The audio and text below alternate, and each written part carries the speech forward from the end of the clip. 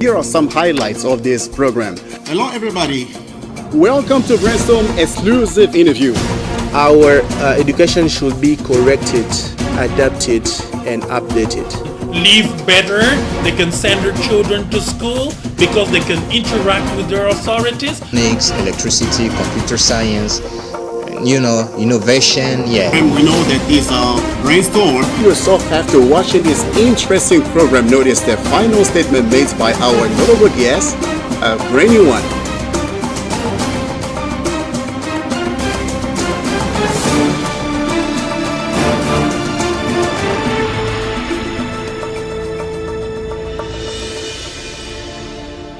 Welcome to Brainstorm.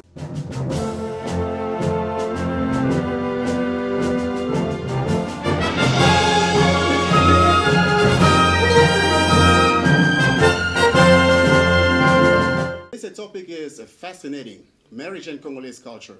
How is marriage viewed in the Congolese culture? Why is there a low rate of divorce in the Democratic Republic of Congo? And what are some requirements for marriage, or when someone wants to get married, what does it take? I'm very pleased here on this platform to address this very crucial matter. I'm assisted with my friend Mosher Mukuna, who is a translator and interpreter, a professional one. Hello, Mosher. Hello, Mr. Gitombi. My pleasure to welcome you. It's a great honor for me to be here. Yes, really a wonderful thing just to be with you here. Mm-hmm. And I thought, well, that to address an important issue, marriage and Congolese culture.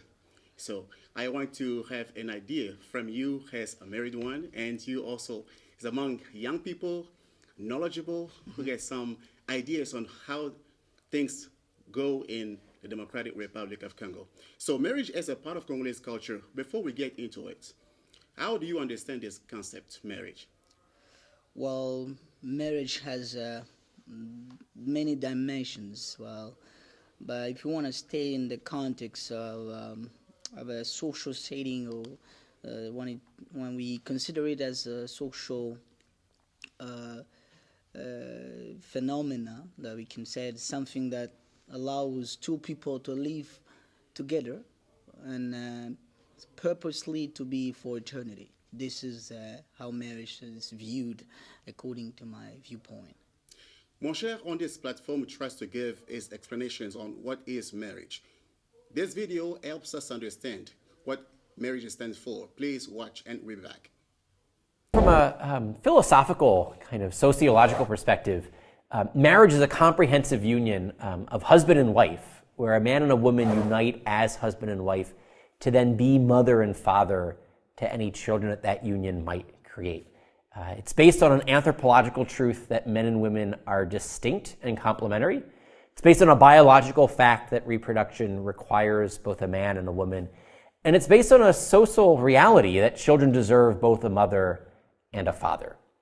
You could think about why the institution of marriage matters in this way. Whenever a child's born, a mother's always close by. She's normally in the same room. A question for law and for culture would be, will a father be close by? And if so, for how long? Marriage is an institution that cultures all across the globe, all throughout human history, have utilized to get that man to commit to that woman, and then the two of them committed to each other to commit to that child. And so it's about uniting these people on all dimensions of their humanity in the type of act that would then create new life, and then making commitments to each other that would also be comprehensive. Commitment throughout time, that's the permanent commitment part of marriage, and then a commitment at every moment of time that's exclusive, forsaking all others. And so here you can see how marriage corresponds to aspects of human nature, the fulfillment of human nature, and then how it serves a social function, the creation and then the raising of the next generation of citizens. In the Democratic Republic of Congo, what types of marriage exist? Well, in the DRC, there are three types of marriage that exist. Well, first of all, we have a customary marriage, which is the very first one, and the people can also refer to it as traditional marriage. And the second one that we have is what people now do legally. We call it civil marriage. And the last one, which is not mandatory, is religious marriage. Okay, religious marriage, and what is also traditional one? Well, That's what you mean. the traditional is the customary one, Is the customary. based on traditions and customs. Yes. Okay, that's good. But in Congo, is marriage a state or a cultural or traditional affair?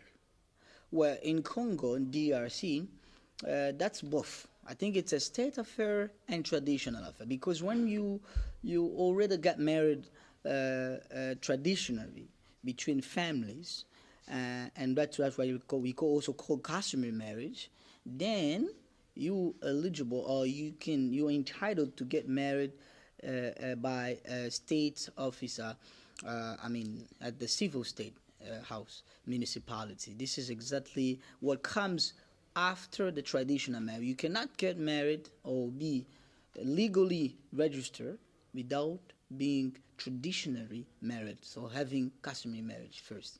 And you think that in Congo, all Congolese have the same view or the same concept when we talk about marriage, because we refer to traditions and also what the law says. You think that every Congolese share this similar view? Well, it's not everybody that understands the same way, but if you go to make inquiries, for example, if you want to get married, then you make inquiries to the civil state, for example, the municipality house, then they will have to give you details on what is normally expected to be done or as marriage first in the family, and then you go to see the states. So that's it. But there are conflicting views on that, but that's the normal way of considering things when it comes to marriage in DRC. Are you married? And Yeah, I know that you went through different steps before getting married. What are some requirements to get married in the Democratic Republic of Congo? Well, first of all, you first need to go to see the family. That's what we call it, presentation. You go to see the family, and they introduce everybody from your family and to the bride-to-be family. And that's exactly when you also take advantage of the occasion to receive what we call a bride price list. So you already have an estimation of what is expected of you, or what is required of you in terms of sum of money or valuables to be paid to the bride, the bride's family, of course, for you to be entitled. So that's the first step, presentation. And then you have to be well prepared. But I skipped something that is very important, that is crucial. Before even getting married, you have to choose the person, first of all, and start dating the person in order to get to know the person very well, and behaviors and all of this go beyond the experiences. And then you go to the stage of the presentation, being presented to the family. And then after the presentation, then you, after getting all the valuables and the sum of money that was required, then you come to give it to deposit, to submit all of these to the family of the bride. And then you will have to schedule for the events that will be following, that which means customary celebration, and then civil marriage celebration if you want for a celebration or a party, and then if you need to go to the last step of the religious, which I said is not mandatory. Okay, you made a point that's really valid: courtship and dating. So what is its stance? Ladies and gentlemen, we'd like you to watch this video that helps us understand what is courtship and dating and why this step is also important before someone gets married. Please watch and we're back. Author, minister, teacher, speaker, certified Christian life and Christian relationship coach, and United States veteran Ricky E. Macklin has devoted the past 20 years to assisting men, women, and young people with finding their God-given potential, purpose, and establishing healthy relationships. Courtship versus dating distinguishes the differences between the two and is clear about returning to the fundamental principles of protection, loyalty, commitment, and respect. There was a time when the intent of the relationship was made known from the very beginning. Mr. Macklin reveals how to make that a reality now. Learn through the biblical courtship model how to find love without losing your way, as he takes you back to the basics of not just finding the one, but becoming one. No games. Courtship versus dating. It's classic. It's honorable. It's intentional. It's biblical. To learn more and to get started, visit courtshipversusdating.com. Yes. In Western lands, marriage first is and foremost a matter of bride and bridegroom. How about DRC? Because here family is involved. But in the Western lands, marriage is first of all a couple's affair. But what about DRC? I think here in DRC, it involves more than what you said, because it's not only for the bride and the bridegroom, but it's a matter of a whole family. You see your family members included, and for you to be, because sometimes people call it a blessing, to receive the blessing from your family, you need to have your family supporting you during all the process and being present, and you also showing value to them. And sometimes there are families that, if they're not agreeable on your marriage, you cannot go further in that process. So you have to stop the process. So for you to respect the cultural values of your family. So are there some advantages when you look at the way Congolese people view marriage? Is a family matter, both families and bride and bridegroom. And when you look at the Western ways of doing things, it's just a matter of couple. Are there some advantages in Congolese culture and disadvantages in Western and disadvantages? So could you tell us? Well, because out of the marriage, there's going to be a offspring. Potentially, there's going to be a offspring. There will be children, and so this is a matter of a family, because you're already making a family, but you're also coming from a family. That's why in DRC people respect that and take that into consideration and earnest in a way that they're considered that this is a family matter, because that will make another family out of it. And this is life, a whole life that you want to engage in. So that's why you have to involve your parents, your siblings if you have. Yeah, why not friends in the process? Because that is your life. Okay, there is another aspect we want just to bring up, and this discussion. We want to talk about bride price, the amount of money given or items that given just to the bride's family, and then in Democratic Republic of Congo, though, is viewed as business. Is that true? Well, some families, I mean, Because many families, high price, bride price. Yeah, many families nowadays in Kinshasa, particularly in Kinshasa, they're trying to exaggerate when it comes to setting all the valuables, sum of money that have to be paid to the bride family. And because we call it customary or traditional marriage, so we need to stay in that setting of traditions. And if we refer to what our ancestors or what our parents traditionally do when it comes to getting married, it's very symbolic, very simple. But here in Kinshasa, you see people asking some modern items that do not normally fit into that traditional setting, that we ask for a generator, that we ask for a light vehicle, and all of this. Normally, it's not supposed to be into that traditional setting of things. So they exaggerate. But not all of the families, many families try to exaggerate.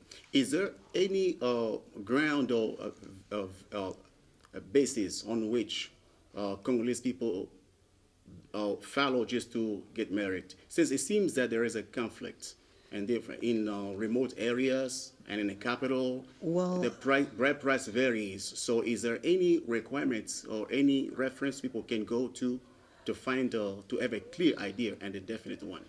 A standard in terms of the price, bride price, fixed bride price, no, we don't have it with the local legislation that we have. But it's meant to be something symbolic normally. And I remember there's an MP parliament, a member who tried to submit a new proposal or bill for that and setting it up to 500 only because Did it work? Now it's on the shelf. It's put on the shelf, maybe in the limbo. Why? Because he underwent some attacks, many Heated conflicting reaction, ideas, many reactions from many people. Wow. Yeah, and even some traditional chiefs or customary chiefs were they didn't want to have a specific or a fixed bride price of matters because this involves money, according to them. Okay. Bride price in the Democratic Republic of Congo is a bone of contention. So please watch this video that describes what is bride price, and after that we'll be back. Bride price is the transfer at the time of marriage from the groom's family to the wife's family. Things like cash, animals, household goods. It's actually a very common practice in much of sub-Saharan Africa. Lately, there's been some controversy around the practice of bride price, so the criticism that bride price may lead to the commodification of women, that it may lead husbands to value their wives less if they think that they have somehow purchased them, and that it may make it difficult for women to leave marriages that aren't good. And so what we'll try to do in this project is take data from the Democratic Republic of Congo. We interview 320 couples, so both men and women, about a variety of questions related to their marriage, to demographic information, and then of course, importantly, the amount of bride price paid at the time of marriage. In short, what we found is that despite some of these anecdotal concerns about the effects of bride price, at least correlationally in our setting, we don't find any evidence that bride price has a negative effect on age of marriage, on fertility, and by negative effect, I mean women getting married younger and having more children. The primary factor that correlates with bride price amount is the education of the woman. So more educated women, their families receive higher bride prices. And we actually find that women whose husbands paid higher bride price are much less tolerant of domestic violence. So that suggests that despite this anecdotal evidence that bride price might be associated with sort of worse marriages because men have commodified their wives, actually women whose husbands paid higher bride price, they are less supportive of domestic violence. So while there's concerns about the practice of bride price leading to bad outcomes for women, at least in our sample, we don't find that that's the case. And it sort of suggests that more research should be done to really better understand what the effects of variation in amounts of bride price paid are. Now, let's move on.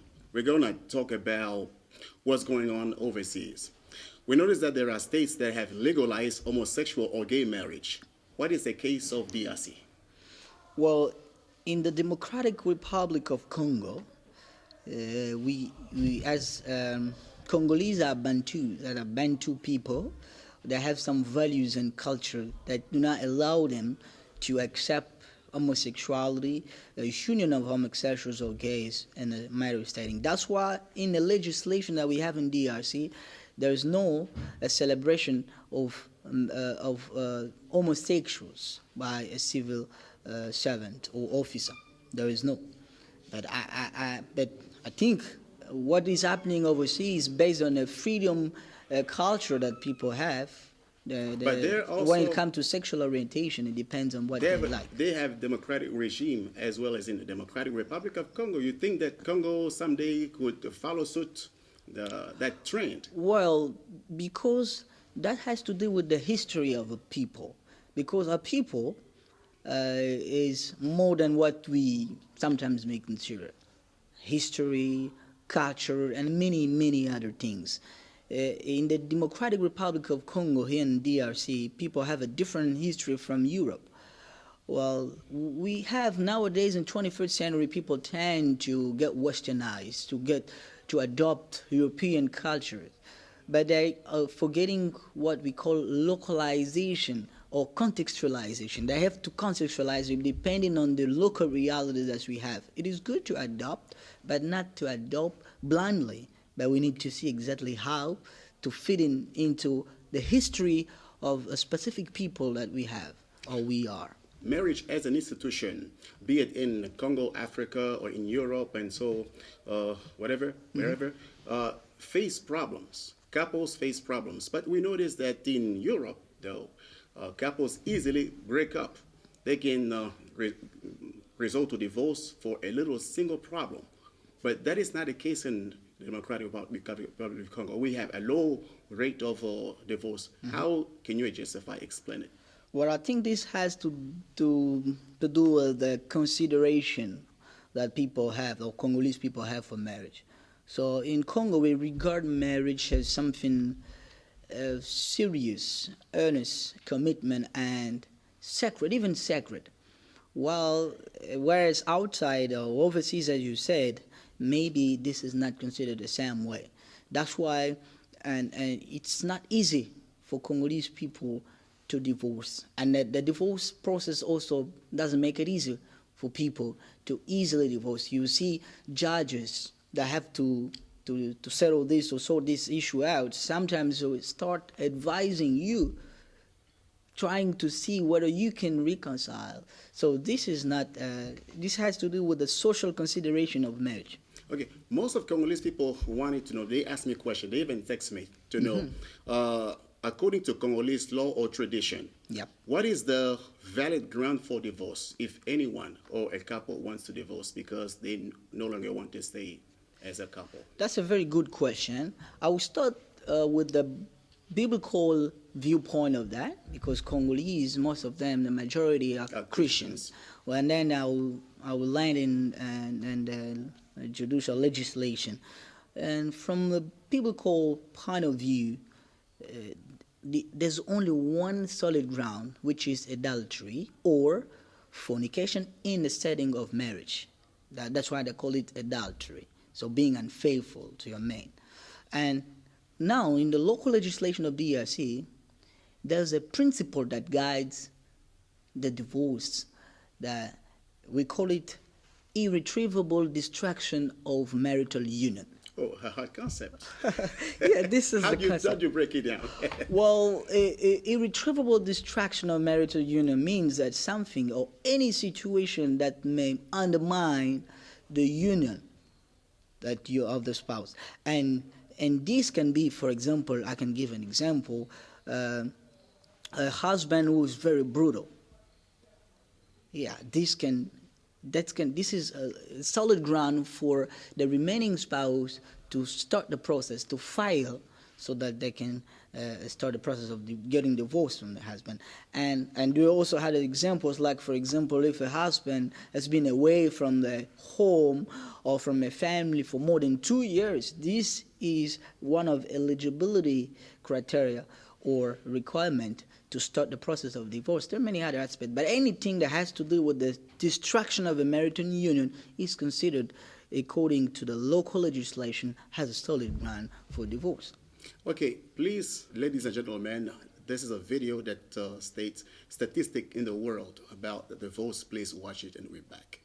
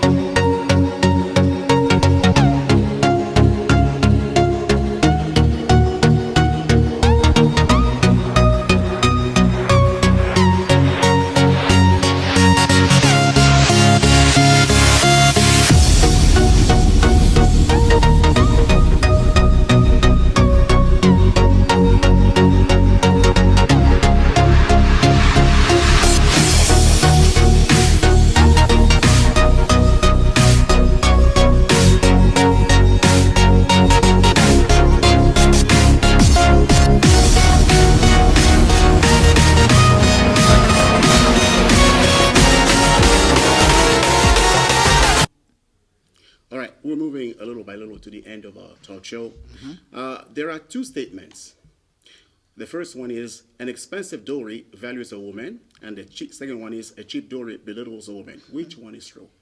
Well, we come back again to the dowry, and so I think none of those statements is true, because when it comes to No, for valuing someone doesn't depend on money or financial resources or belittling someone as well.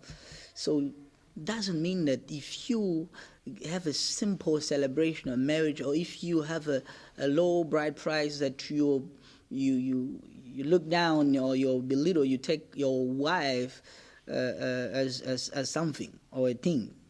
No, I don't think so. Okay. Congolese social life is getting worse and worse, and yet many Congolese couples get married almost on a daily basis. Why?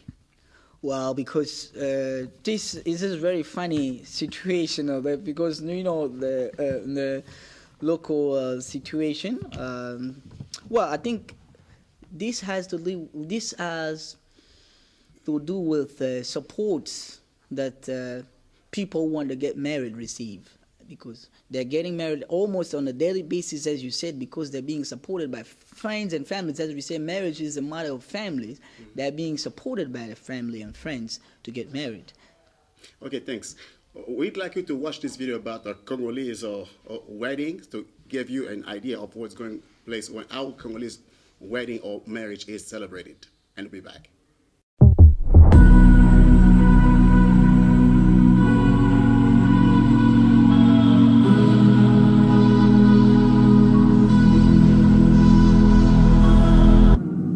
What if I couldn't speak? What if I couldn't eat? What if I couldn't move? Would you still love me? What if my body ached and I always made you late? What if I couldn't wait? Would you still love me? Would you love me when it's hard and our lives falling apart? If the things that we once knew are long gone, if our blue skies turn to gray and my memory fades away, would you still love me? Would you still love me?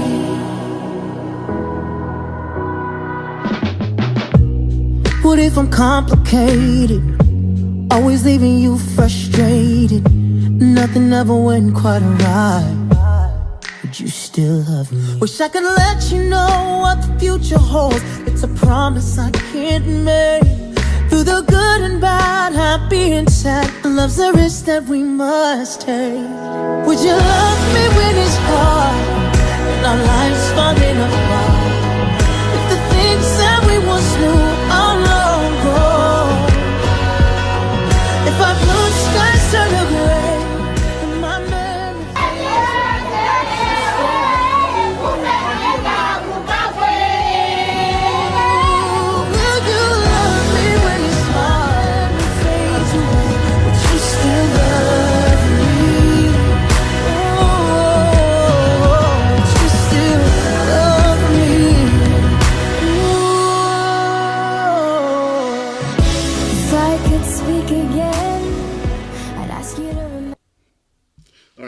Now we are almost at the end. Okay. So what do you think, as far as marriage is concerned, can you honestly say that DRC is a national standard for marriage?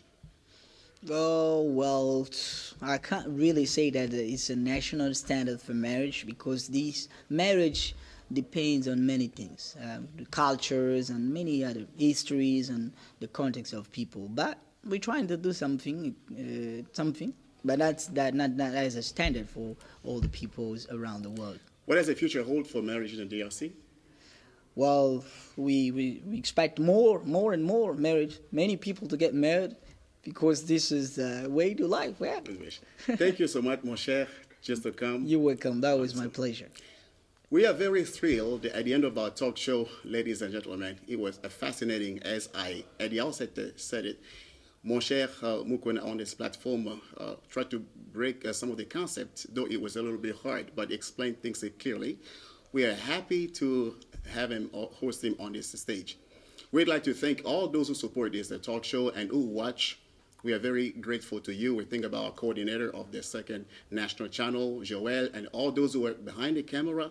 We want to thank our friends from the School of Translation, Augustin. We think about Mufuta, Providence, and many other friends who watch this talk show. We are very pleased. And we'd like you to stay tuned on the Second National Channel. Take care of yourself and bye.